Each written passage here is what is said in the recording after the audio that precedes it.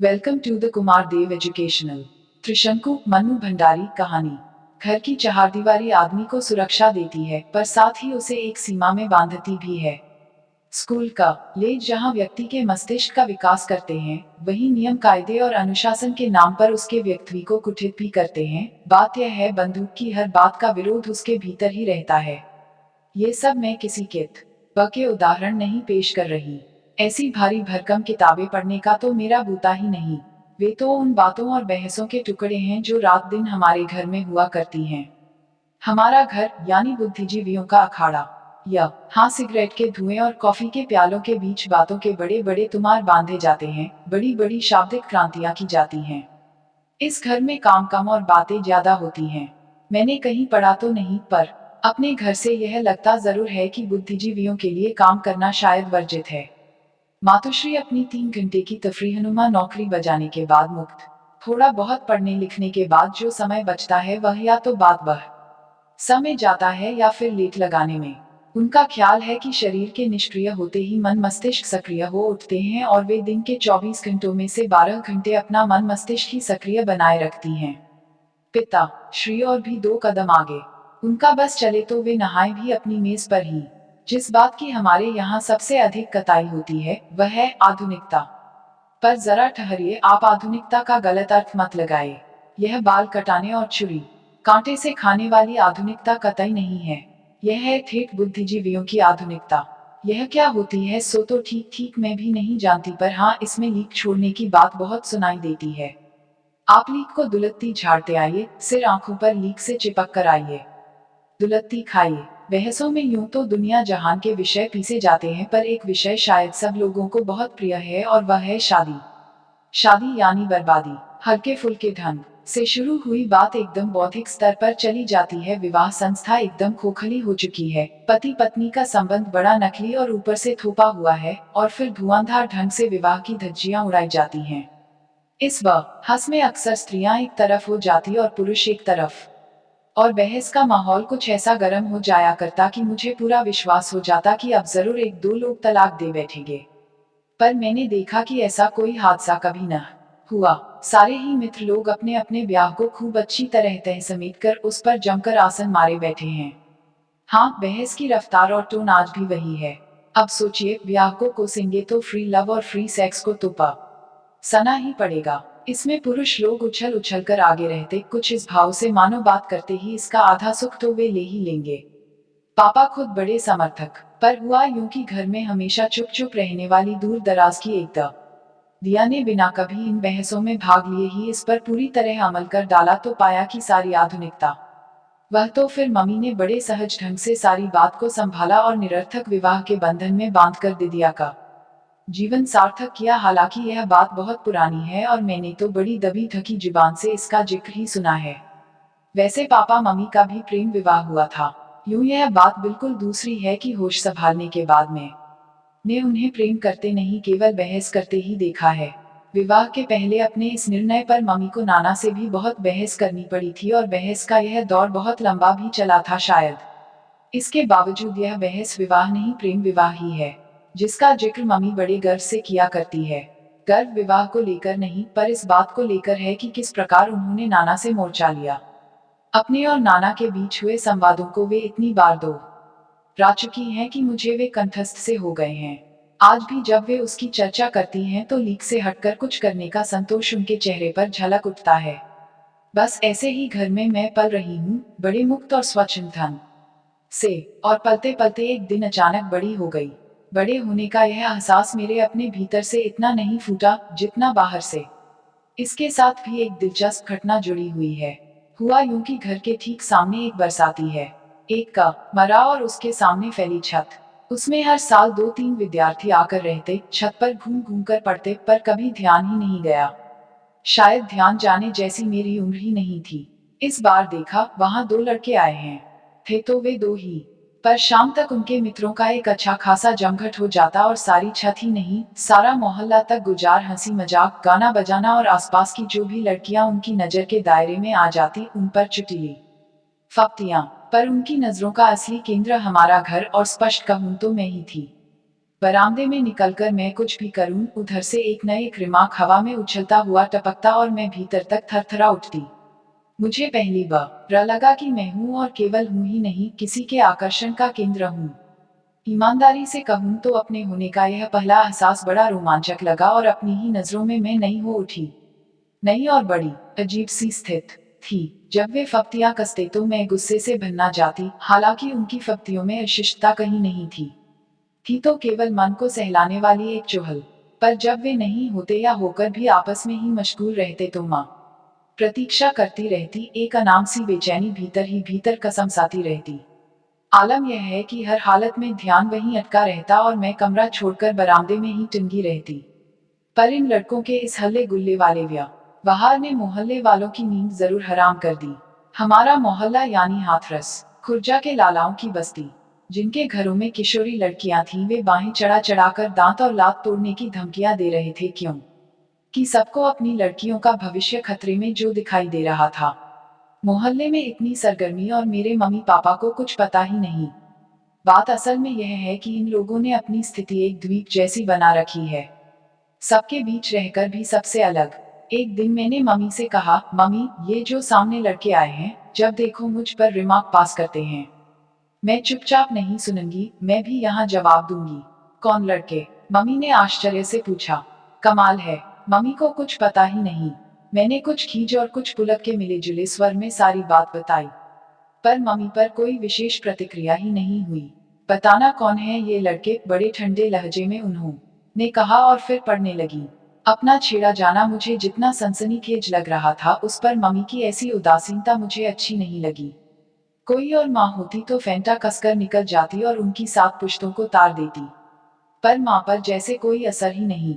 दोपहर ढले लड़कों की मजलिस छत पर जमी तो मैंने मम्मी को बताया, देखो ये लड़के हैं जो सारे समय इधर देखते रहते हैं और मैं कुछ भी करूं उस पर फप्तियां कसते हैं। पता नहीं मेरे कहने में ऐसा क्या था कि मम्मी एकटक मेरी ओर देखती रही, फिर धीरे से मुस्कुराई। थोड़ी देर तक छत वाले लड़कों का मुआयना करने के बाद बोली, कल शाम को इन लोगों को चाय पर बुला लेते हैं और तुमसे दोस्ती करवा देते हैं। मैं तो अवाक, तुम इन्हें चाय पर बुलाओगी? मुझे जैसे मम्मी की बात पर विश्वास ही नहीं आ रहा था। हाँ, क्यों, क्या हुआ? अरे यह तो हमारे जमाने में होता था कि मिल तो सकते नहीं, बस दूर से ही फप्तियां कस कस कर तसल्ली करो। अब तो जमाना बदल गया। मैं तो इस विचार मात्र से ही पुलकित लगा, माँ सचमुच कोई ऊंची चीज है। ये लोग हमारे घर आएंगे और मुझसे दोस्ती करेंगे। एकाएक मुझे लगने लगा कि मैं बहुत अकेली हूँ और मुझे किसी की दोस्ती की सख्त आवश्यकता है। इस मोहल्ले में मेरा किसी से विशेष मेल जोल नहीं और घर में केवल मम्मी पापा के दोस्त ही आते हैं। दूसरा दिन मेरा बहुत ही संशय में बीता। पता नहीं मम्मी अपनी बात पूरी भी करती हैं या यूं ही रौ में कह गई और बात खत्म। शाम को मैंने याद दिलाने के लिए ही कहा, मम्मी तुम सचमुच ही इन लड़कों को बुलाने जाओगी? शब्द मेरे यही थे, वरना भाव तो था कि मम्मी जाओ ना प्लीज। और मम्मी सचमुच ही चली गई। मुझे याद नहीं, मम्मी 2-4 बार से अधिक मोहल्ले में किसी के घर गई हूँ। मैं सांस रोककर उनके लौटने की प्रतीक्षा करती रही। एक विचित्र सी थिरकन मैं अंग प्रत्यंग में महसूस कर रही थी कि कहीं मम्मी साथ ही लेती आई तो, कहीं वे मम्मी से भी बदतमीजी से पेश आए तो। पर नहीं, वे ऐसे लगते तो नहीं हैं।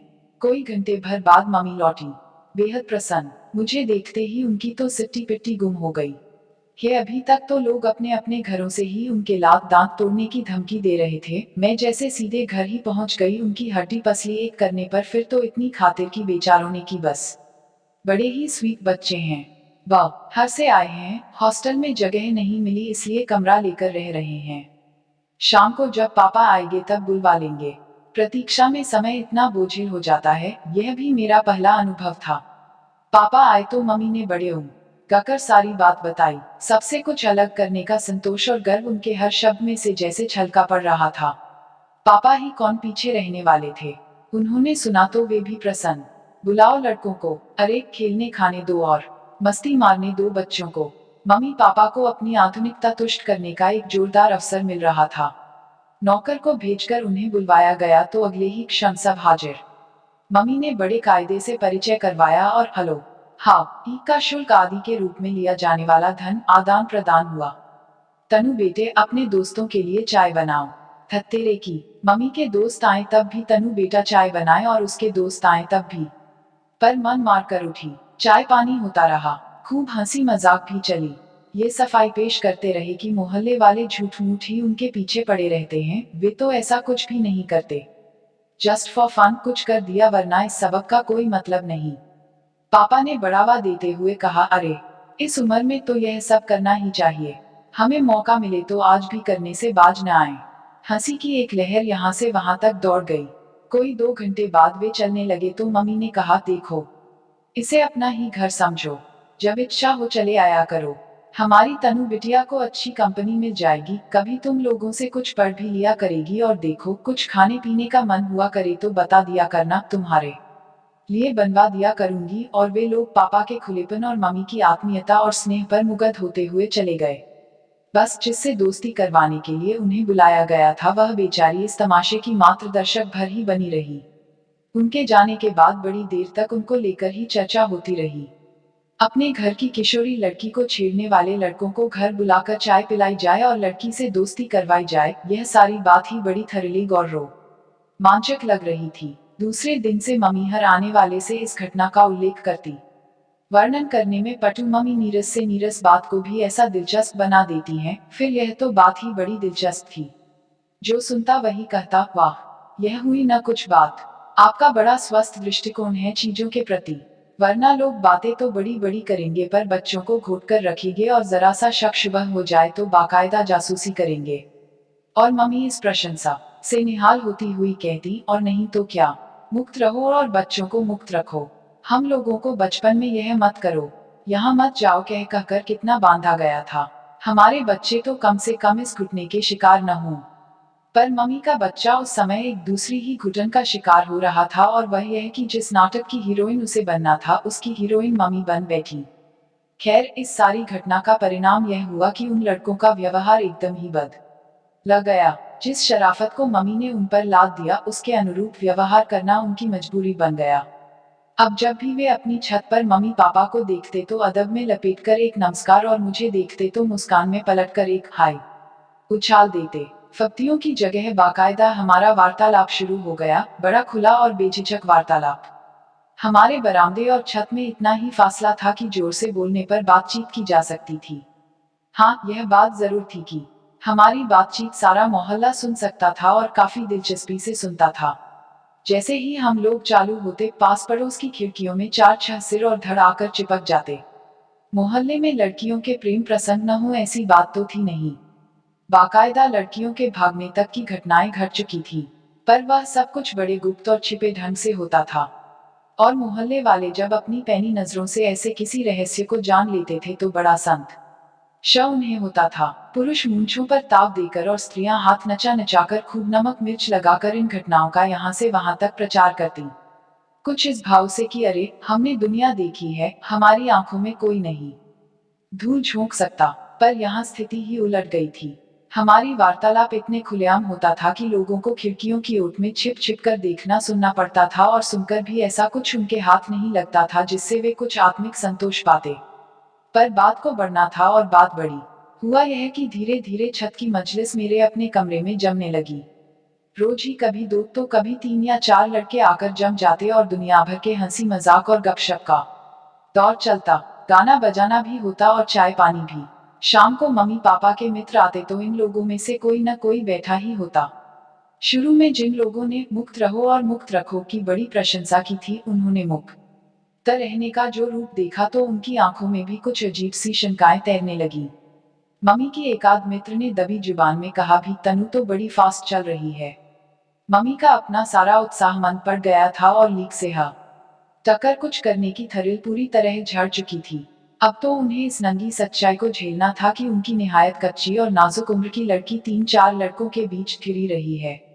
और मम्मी की स्थिति यह थी कि वे न इस स्थिति को पूरी तरह स्वीकार कर पा रही थीं, और न अपने ही द्वारा बड़े जोश में शुरू किए इस सिलसिले को नकार ही पा रही थी। आखिर एक दिन उन्होंने मुझे अपने पास बिठाकर कहा, तनु बेटे, ये लोग रोज रोज यहाँ आकर मजाते हैं। आखिर तुमको पढ़ना लिखना भी तो है।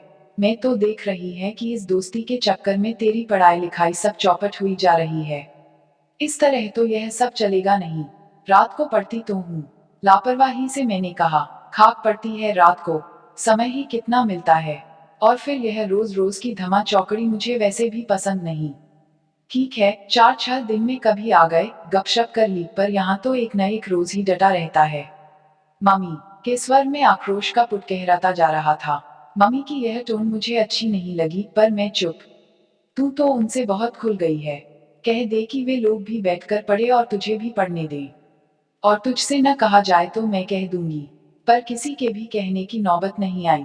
कुछ तो पढ़ाई के डर से, कुछ दिल्ली के दूसरे आकर्षणों से खिंचकर हॉस्टल वाले लड़कों का आना कम हो गया। पर सामने के कमरे से शेखर रोज ही आ जाता, कभी दोपहर में तो कभी शाम को। 3-4 लोगों की उपस्थिति में उसकी जिस बात पर मैंने ध्यान नहीं दिया, वही बात अकेले में सबसे अधिक उजागर होकर आई। वह बोलता कम था, पर शब्दों के परे बहुत कुछ कहने की कोशिश करता था, और एकाएक ही मैं उसकी अनकही भाषा समझने लगी थी। केवल समझने ही नहीं लगी थी, प्रत्युत्तर भी देने लगी थी। जल्दी ही मेरी समझ में आ गया कि शेखर और मेरे बीच प्रेम जैसी कोई चीज पनपने लगी है। यूं तो शायद मैं समझ ही नहीं पाती, पर हिंदी फिल्में देखने के बाद इसको समझने में खास मुश्किल नहीं हुई। जब तक मन में कहीं कुछ नहीं था, सब कुछ बड़ा खुला था, पर जैसे ही कुछ हुआ तो उसे औरों की नजर से बचाने की इच्छा भी साथ ही आई। जब वह कभी दूसरे लड़के आते तो सीढ़ियों से ही शोर करते आते, जोर जोर से बोलते, लेकिन शेखर जब भी आता रेंगता हुआ आता और फुसफुसाकर हम बातें करते। वैसे बातें बहुत ही साधारण होती थी, स्कूल की, कॉलेज की, पर साका करने में ही वे कुछ विशेष लगती थी। प्रेम को कुछ रहस्यमय, कुछ गुपचुप बना दो तो वह बड़ा थ्रिलिंग हो जाता है, वरना तो एकदम सीधा सपाट। पर मम्मी के पास घर और घरवालों के हर रहस्य को जान लेने की एक छठी इंद्रिय है, और जिससे पापा भी काफी त्रस्त रहते हैं, उससे उन्हें यह सब समझने में जरा भी देर नहीं लगी। शेखर कितना ही दब छिपकर आता और मम्मी घर के किसी कोने में होती, फट से प्रकट हो जाती या फिर वहीं से पूछती, तनु कौन है तुम्हारे कमरे में। मैंने देखा कि शेखर के इस रवैये से मम्मी के चेहरे पर एक अजीब सी परेशानी झलकने लगी है। पर मम्मी इस बात को लेकर यूं परेशान हो उठेगी, यह मैं सोच भी नहीं सकती थी। जिस घर में रात दिन तरह तरह के प्रेम प्रसंग ही पीसे जाते रहे हों, कुंवारों के प्रेम प्रसंग, विवाहितों के प्रेम प्रसंग, 2-3 प्रेमियों से एक साथ चलने वाले प्रेम प्रसंग, उस घर के लिए तो यह बात बहुत ही मामूली होनी चाहिए। जब लड़कों से दोस्ती की है तो एक आध से प्रेम भी हो ही सकता है। मम्मी ने शायद समझ लिया था कि यह सारी स्थिति आजकल की कलात्मक फिल्मों की तरह चलेगी, जिनकी वे बड़ी प्रशंसक और समर्थक हैं, पर जिनमें शुरू से लेकर आखिर तक कुछ भी सनसनीखेज घटता ही नहीं। जो भी हो, मम्मी की इस परेशानी ने मुझे भी कहीं हल्के से विचलित जरूर कर दिया। मम्मी मेरी माँ ही नहीं, मित्र और साथिन भी हैं। 2 घनिष्ठ मित्रों की तरह ही हम दुनिया जहान की बातें करते हैं, हंसी मजाक करते हैं। मैं चाहती थी कि वे इस बारे में भी कोई बात करें, पर उन्होंने कोई बात नहीं की। बस जब शेखर आता तो वे अपनी स्वाभाविक लापरवाही छोड़कर बड़े सहज भाव से मेरे कमरे के इर्द गिर्द ही मंडराती रहती। एक दिन मम्मी के साथ बाहर जाने के लिए मैं नीचे उतरी तो दरवाजे पर ही पड़ोस की एक भद्र महिला टकरा गई। नमस्कार और कुशल क्षेम के शुल्क आदि के रूप में लिया जाने वाला धन आदान प्रदान के बाद वे बात के असली मुद्दे पर आई। ये सामने की छत वाले लड़के आपके रिश्तेदार है क्या? नहीं तो अच्छा, शाम को रोज ही आपके घर बैठे रहते हैं तो सोचा आपके जरूर कुछ लगते होंगे। तनु के दोस्त हैं। मम्मी ने कुछ ऐसी लापरवाही और निसंकोच भाव से यह वाक्य उछाला कि बेचारी तीर निशाने पर न लगने का गम लिए ही लौट गई। वे तो लौट गई, पर मुझे लगा कि इस बात का सूत्र पकड़कर ही मम्मी अब जरूर मेरी थोड़ी धुनाई कर देंगी। कहने वाली का तो कुछ न बना, पर मेरा कुछ बिगाड़ने का हथियार तो मम्मी के हाथ में आ ही गया। बहुत दिनों से उनके अपने मन में भी कुछ उमड़ घुमड़ तो रहा ही है, पर मम्मी ने इतना ही कहा, लगता है इनके अपने घर में कोई धंधा नहीं है। जब देखो दूसरे के घर में चोंच गड़ाए रहते हैं। मैं आश्वस्त ही नहीं हुई, बल्कि मम्मी की ओर से हरा सिग्नल समझकर मैंने अपनी रफ्तार कुछ और तेज कर दी। पर इतना ज़र किया कि शेखर के साथ 3 घंटों में से 1 घंटा जरूर पढ़ाई में गुजारती। वह बहुत मन लगाकर पढ़ाता और मैं बहुत मन लगाकर पढ़ती।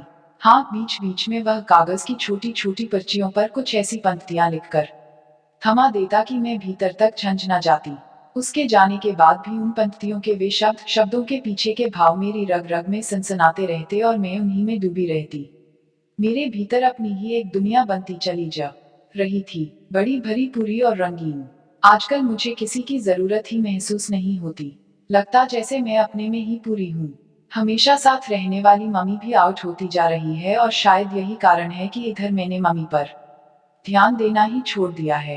रोजमर्रा की बातें तो होती हैं, पर केवल बातें ही होती हैं, उसके परे कहीं कुछ नहीं। दिन गुजरते जा रहे थे और मैं अपने में ही डूबी अपनी दुनिया में और गहरे धंसती जा रही थी, बाहर की दुनिया से एक तरह से बेखबर सी। एक दिन स्कूल से लौटी, कपड़े बदले, शोर शराबे के साथ खाना मांगा, मीन मीट के साथ खाया और जब कमरे में घुसी तो मम्मी ने लेटे लेटे ही बुलाया, तनु इधर आओ। पास आई तो पहली बार ध्यान गया कि मम्मी का चेहरा तमतमा रहा है। मेरा माथा ठनका। उन्होंने साइड टेबल पर से एक किताब उठाई और उसमें से कागज की 5-6 पर्चियां निकालकर सामने कर दी। तौबा, मम्मी से कुछ पढ़ना था तो जाते सम यह उन्हें अपनी किताब दे गई थी।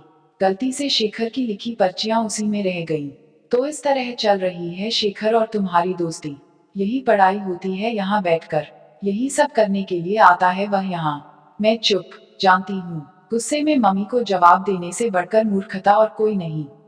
तुमको छूट दी, आजादी दी, पर इसका यह मतलब तो नहीं कि तुम उसका नाजायज फायदा उठाओ। मैं फिर चुप। बीते भर की लड़की और करतब देखो इन के, जितनी छूट दो उतने ही पैर पसरते जा रहे हैं इनके। एक झापड़ दूंगी तो सारा रोमांस झड़ जाएगा 2 मिनट में। इस वाक्य पर मैं एकाएक तिलमिला उठी, तमक कर नजर उठाई और मम्मी की तरफ देखा, पर यह क्या, यह तो मेरी मम्मी नहीं है। न यह तेवर मम्मी का है, न यह भाषा। फिर भी ये सारे वाक्य बहुत परिचित से लगा यह सब मैंने कहीं सुना है और सटाक से मेरे मन में कौंधा नाना। पर नाना को मरे तो कितने साल हो गए, ये फिर जिंदा कैसे हो गए? और वह भी मम्मी के भीतर, जो होश संभालने के बाद हमेशा उनसे झगड़ा ही करती रही, उनकी हर बात का विरोध ही करती रही। मम्मी का नाने लहजे वाला भाषण काफी देर तक चालू रहा, पर वह सब मुझे कहीं से भी छू नहीं रहा था। बस कोई बात झकझोर रही थी तो यही कि मम्मी के भीतर नाना कैसे आ बैठे। और फिर घर में एक विचित्र सा तनावपूर्ण मौन छा गया, खासकर मेरे और मम्मी के बीच। नहीं, मम्मी तो घर में रही ही नहीं, मेरे और नाना के बीच। मैं मम्मी को अपनी बात समझा भी सकती हूँ, उनकी बात समझ भी सकती हूँ, पर नाना, मैं तो इस भाषा से भी अपरिचित हूँ और इस तेवर से भी, बात करने का प्रश्न ही कैसे उठता। पापा जरूर मेरे दोस्त हैं, पर बिल्कुल दूसरी तरह के। शतरंज खेलना, पंजा लड़ाना और जो फरमाइश मम्मी पूरी न करें उनसे पूरी करवा लेना। बचपन में उनकी पीठ पर लदी रहती थी और आज भी बिना किसी झिझक के उनकी पीठ पर लदकर अपनी हर इच्छा पूरी करवा लेती हूँ। पर इतने माय डियर दोस्त होने के बावजूद अपनी निजी बातें मैं मम्मी के साथ ही करती आई हूँ।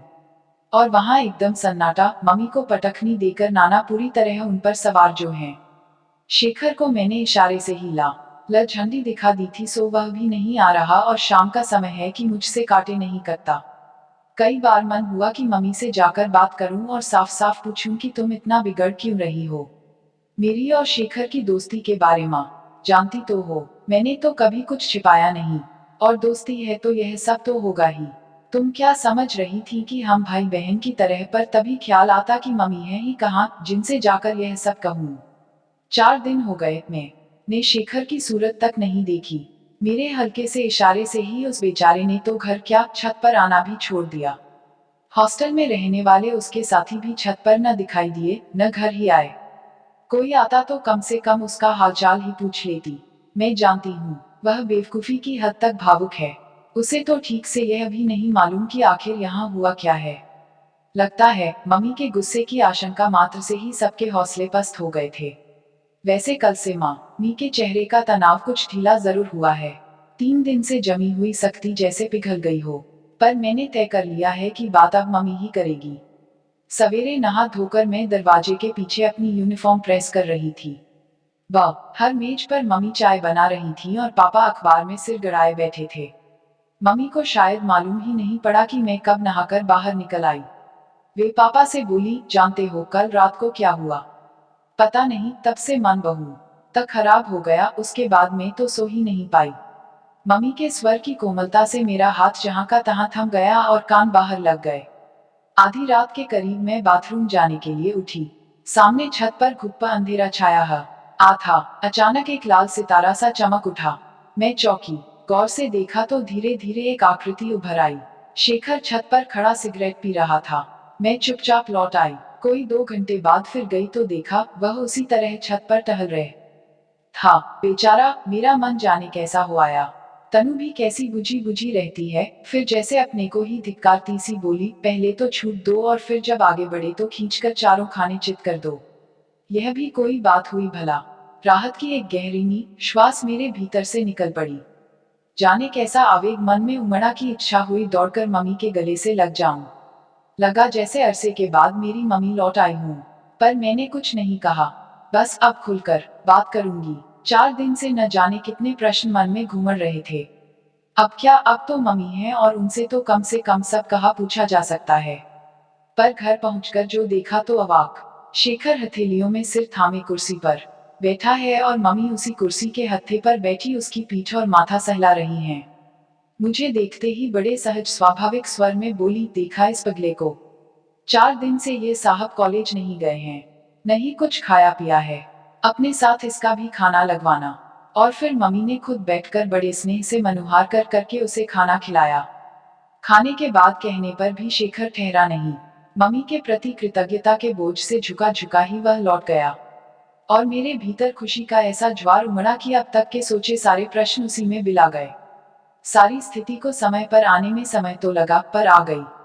शेखर ने भी अब 1-2 दिन छोड़कर आना शुरू किया और आता भी तो अधिकतर हम लिखाई पढ़ाई की ही बातें करते।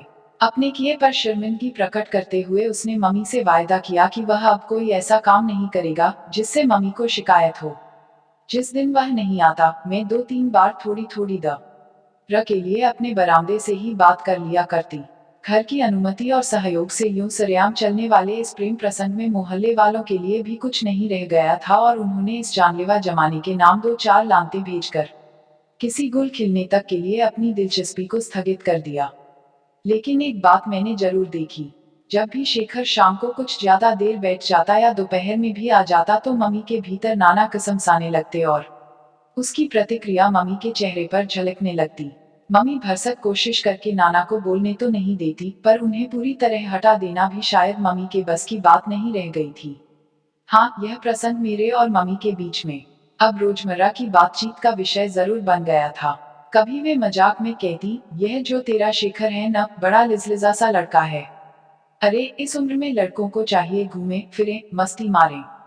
क्या मुहर्रमी सी सूरत बनाए मजनू की तरह छत पर टंगा सारे समय इधर ही ताकता रहता है। मैं केवल हंस देती। कभी बड़ी भावुक होकर कहती, तू क्यों नहीं समझती बेटे कि तुझे लेकर कितनी महत्वाकांक्षाएं हैं मेरे मन में। तेरे भविष्य को लेकर कितने सपने संजो रखे हैं मैंने। मैं हंसकर कहती, मम्मी तुम भी कमाल करती हो। अपनी जिंदगी को लेकर भी तुम सपने देखो और मेरी जिंदगी के सपने भी तुम ही देख डालो, कुछ सपने मेरे लिए भी तो छोड़ दो। कभी वे समझाने के लहजे में कहती, देखो तनु, अभी तुम बहुत छोटी हो। अपना सारा ध्यान पढ़ने लिखने में लगाओ और दिमाग से ये उल्टे सीधे फितूर निकाल डालो। ठीक है, बड़े हो जाओ तो प्रेम भी करना और शादी भी। मैं तो वैसे भी तुम्हारे लिए लड़का ढूंढने वाली नहीं हूँ, अपने आप ही ढूंढना, पर इतनी अक्ल तो आ जाए कि ढंग का चुनाव कर सको। अपने चुनाव के रिजेक्शन को मैं समझ जाती और पूछती, अच्छा मम्मी बताओ, जब तुमने पापा को चुना था तो नाना को वह पसंद था? मेरा चुनाव अपनी सारी पढ़ाई लिखाई खत्म करके 25 साल की उम्र में चुनाव किया था मैंने, खूब सोच समझकर और अक्ल के साथ, समझी। मम्मी अपनी बौखलाहट को गुस्से में छिप कर कहती, उम्र और पढ़ाई लिखाई ये दो ही तो ऐसे मुद्दे हैं जिन पर मम्मी मुझे जब तक धौंसती रहती हैं। पढ़ने लिखने में मैं अच्छी थी और रहा उम्र का सवाल, सो उसके लिए मन होता कि कहूँ, मम्मी तुम्हारी पीढ़ी जो काम 25 साल की उम्र में करती थी, हमारी उसे 15 साल की उम्र में ही करेगी, इसे तुम क्यों नहीं समझती? पर चुप रह जाती। नाना का जिक्र तो चल ही पड़ा है, कहीं वे ही जाग उठे तो। छमाही परीक्षाएं पास आ गई थीं और मैंने सारा ध्यान पढ़ने में लगा दिया था। सबका आना और गाना बजाना एकदम बंद। इन दिनों मैंने इतनी जमकर पढ़ाई की कि मम्मी का मन प्रसन्न हो गया, शायद कुछ आश्वस्त भी। आखिरी पेपर देने के पश्चात लग रहा था कि एक बोझ था जो हट गया है। मन बेहद हल्का होकर कुछ मस्ती मारने को कर रहा था। मैंने मम्मी से पूछा, मम्मी कल शेखर और दीपक पिक्चर जा रहे हैं, मैं भी साथ चली जाऊं? आज तक मैं इन लोगों के साथ कभी घूमने नहीं गई थी, पर इतनी पढ़ाई करने के बाद अब इतनी छूट तो मिलनी ही थी। मम्मी एक क्षण मेरा चेहरा देखती रही, फिर बोली, इधर आ, यहाँ बैठ, तुझसे कुछ बात करनी है। मैं जाकर बैठ गई, पर यह न समझ आया कि इसमें ब तक करने को क्या है, हाँ कहो या ना। लेकिन मम्मी को बात करने का मर्ज जो है, उनकी तो हाँ ना भी 50-60 वाक्यों में लिपटे बिना नहीं निकल सकती। तेरे इम्तिहान खत्म हुए हैं, मैं तो खुद पिक्चर का प्रोग्राम बना रही थी। बोल, कौन सी पिक्चर देखना चाहती है? क्यों, उन लोगों के साथ जाने में क्या है? मेरे स्वर में इतनी खींच भरी हुई थी कि मम्मी एकटक मेरा चेहरा ही देखती रह गई। तनु, तुझे पूरी छूट दे रखी है बेटे, इतना ही तेज चल कि मैं भी साथ तो चल सकूं। तुम साफ कहो न कि जाने दोगी या नहीं। बेकार की बातें, मैं भी साथ चल सकूं, तुम्हारे साथ चल सकने की बात भला कहाँ से आ गई? मम्मी ने पीठ सहलाते हुए कहा, साथ तो चलना ही पड़ेगा। कभी औंधे मुंह गिरी तो कोई उठाने वाला भी तो चाहिए ना। मैं समझ गई कि मम्मी नहीं जाने देंगी, पर इस तरह प्यार से मना करती हैं तो झगड़ा भी तो नहीं किया जा सकता। बहस करने का सीधा सा मतलब है कि उनका बघारा हुआ दर्शन सुनो, यानी 50 मिनट की एक क्लास। पर मैं कतई नहीं समझ पाई कि जाने में आखिर हर्ज क्या है। हर बात में नानुकुर। कहाँ तो कहती थी कि बचपन में यह मत करो, यहाँ मत जाओ कहकर हमको बहुत डांटा गया था, और खुद अब वही सब कर रही हैं। देख लिया इनकी बड़ी बड़ी बातों को। मैं उठी और दंदनाती हुई अपने कमरे में आ गई। हाँ, एक वाक्य जरूर थमा आई, मम्मी जो चलेगा वह गिरेगा भी, और जो गिरेगा वह उठेगा भी, और खुद ही उठेगा। उसे किसी की जरूरत नहीं है।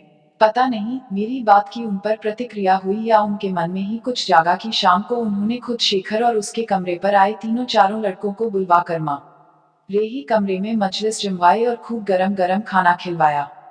कुछ ऐसा रंग जमा कि मेरा दोपहर वाला आक्रोश धुल गया। इम्तिहान खत्म हो गए थे और मौसम सुहाना था। मम्मी का रवैया भी अनुकूल था, सो दोस्ती का स्थगित हुआ सिलसिला फिर शुरू हो गया, और आजकल तो जैसे उसके सिवाय कुछ रह ही नहीं गया था। पर फिर एक झटका। उस दिन मैं अपनी सहेली के घर से लौटी तो मम्मी की सख्त आवाज सुनाई दी, तनु इधर आओ। तो आवाज से ही लगा कि खतरे का सिग्नल है। एक क्षण को मैं सकते में आ गई। पास गई तो चेहरा पहले की तरह सख्त। तुम शेखर के कमरे पर जाती हो? मम्मी ने बंदूक दागी। समझ गई कि पीछे गली में से किसी ने अपना करतब कर दिखाया। कब से जाती हो? मन तो हुआ कि कहूं जिसने जाने की खबर दी है उसने बाकी बातें भी बता दी होंगी, कुछ जोड़ तोड़कर ही बताया होगा। पर मम्मी जिस तरह भभक रही थी उसमें चुप रहना ही बेहतर समझा। वैसे मुझे मम्मी के इस गुस्से का कोई कारण समझ में नहीं आ रहा था। 2-3 बार यदि मैं थोड़ी थोड़ी देर के लिए शेखर के कमरे पर चली ही गई तो ऐसा क्या गुनाह हो गया। पर मम्मी का हर काम से कारण तो होता नहीं, बस वे तो मूड पर ही चलती हैं। अजीब मुसीबत थी, गुस्से में मम्मी से बात करने का मतलब नहीं, और मेरी चुप्पी मम्मी के गुस्से को और भड़का रही थी। याद नहीं है, मैंने शुरू में ही तुम्हें मना कर दिया था कि तुम उनके कमरे पर कभी नहीं जाओगी। 3-3 घंटे वह यहाँ धूनी रमा कर बैठता है, उसमें जी भरा नहीं तुम्हारा। देख, क्रोध और आतंक की परतें उनके चेहरे पर गहरी होती जा रही थीं, और मैं समझ ही नहीं पा रही थी कि कैसे उन्हें सारी स्थिति समझाऊं। वह तो बेचारे सामने वालों ने मुझे बुलाकर आगाह कर दिया, जानती है, यह सिर आज तक किसी के सामने झुका नहीं, पर वहां मुझसे आंख नहीं उठाई गई। मुंह दिखाने लायक मत रखना हमको कभी भी। सारी गली में थू थू हो रही है। नाक कटा कर रख दी। गजब, इस बार तो सारा मोहल्ला ही बोलने लगा मम्मी के भीतर से। आश्चर्य है कि जो मम्मी आज तक अपने आसपास से बिल्कुल कटी हुई थी, जिसका मजाक ही उड़ाया करती थी, आज कैसे उसके सुर में सुर मिलाकर बोल रही हैं। मम्मी का भाषण बदस्तूर चालू, पर मैंने तो अपने कान के स्विच ही ऑफ कर लिए। जब गुस्सा ठंडा होगा, मम्मी अपने में लौट आएंगी, तब समझा दूंगी। मम्मी, इस छो बात को तुम नाहक इतना तूल दे रही हो। पर जा ने कैसी डोज लेकर आई है इस बार की, उनका गुस्सा ठंडा ही नहीं हो रहा, और हुआ यह है कि अब उनके गुस्से से मुझे गुस्सा चढ़ने लगा। फिर घर में एक अजीब सा तनाव बढ़ गया। इस बार मम्मी ने शायद पापा को भी सब कुछ बता दिया है। कहा तो उन्होंने कुछ नहीं, वे शुरू से ही इस सारे मामले में आउट ही रहे, पर इस बार उनके चेहरे पर भी एक अनकहा सा तनाव दिखाई दे रहा है। कोई 2 महीने पहले जब इस तरह की घटना हुई थी तो मैं भीतर तक सहम गई थी, पर इस बार मैंने तय कर लिया है कि इस सारे मामले में मम्मी को यदि नाना बनकर ही व्यवहार करना है तो मुझे भी फिर मम्मी की तरह ही मोर्चा लेना होगा उनसे, और मैं जरूर लूंगी। दिखा तो दूं कि मैं तुम्हारी ही बेटी हूँ और तुम्हारे ही नक्शो कदम पर चली हूँ। खुद तो लीक से हटकर चली थी, सारी जिंदगी इस बात की घुट्टी पिलाती रही, पर मैंने जैसे ही अपना पहला कदम रखा, घसीटकर मुझे अपनी ही खींची लीक पर लाने के दंत फंद शुरू हो गए। मैंने मन में ढेर ढेर तर्क सोच डाले कि एक दिन बाकायदा मम्मी से बहस करूंगी। साफ साफ कहूंगी कि मम्मी, इतने ही बंधन लगाकर रखना था तो शुरू से वैसे पालती। क्यों झूठ मूठ आजादी देने की बातें करती सिखाती रही। पर इस बार मेरा भी मन सुलगकर इस तरह राख हो गया था कि मैं गुमसुम सी अपने ही कमरे में पड़ी रहती। मन बहुत भर आता तो रो लेती। घर में सारे दिन हंसती खिलखिलाती रहने वाली मैं एकदम चुप होकर अपने में ही सिमट गई थी। हाँ, एक वाक्य जरूर बार बार दोहरा रही थी, मम्मी, मुझे अच्छी तरह समझ लो कि मैं भी अपने मन की ही करूंगी। हालांकि मेरे मन में क्या है, इसकी कोई भी रूपरेखा मेरे सामने न थी। मुझे न ही मालूम कि इन 3-4 दिनों में बाहर क्या हुआ। घर बाहर की दुनिया से कटी, अपने ही कमरे में सिमटी, मैं मम्मी से मोर्चा लेने के दांव सोच रही थी। पर आज दोपहर मुझे कतई कतई अपने कानों पर विश्वास नहीं हुआ जब मैंने मम्मी को अपने बरामदे से ही चिल्लाते हुए सुना, शेखर, कल तो तुम लोग छुट्टियों में अपने घर चले जाओगे, आज अपने दोस्तों के साथ खाना इधर ही खाना। नहीं जानती किस जद्दोजहद से गुजरकर मम्मी इस स्थिति पर पहुंची होंगी। और रात को शेखर, दीपक और रवि के साथ खाने की मेज पर डटा हुआ था। मम्मी उतने ही प्रेम से खाना खिला रही थी, पापा वैसे ही खुले ढंग से मजाक कर रहे थे, मानो बीच में कुछ घटा ही न हो। अगल बगल की खिड़कियों में 2-4 सिर चिपके हुए थे। सब कुछ पहले की तरह बहुत सहज स्वाभाविक हो उठा था। केवल मैं इस सारी स्थिति से एकदम तटस्थ होकर यही सोच रही थी कि नाना पूरी तरह नाना थे, 100%, और इसी से मम्मी के लिए लड़ना कितना आसान हो गया होगा। पर इन मम्मी से लड़ा भी कैसे जाए जो एक पल नाना होकर जीती हैं तो एक पल मम्मी होकर। Thanks for watching. Like, share and subscribe.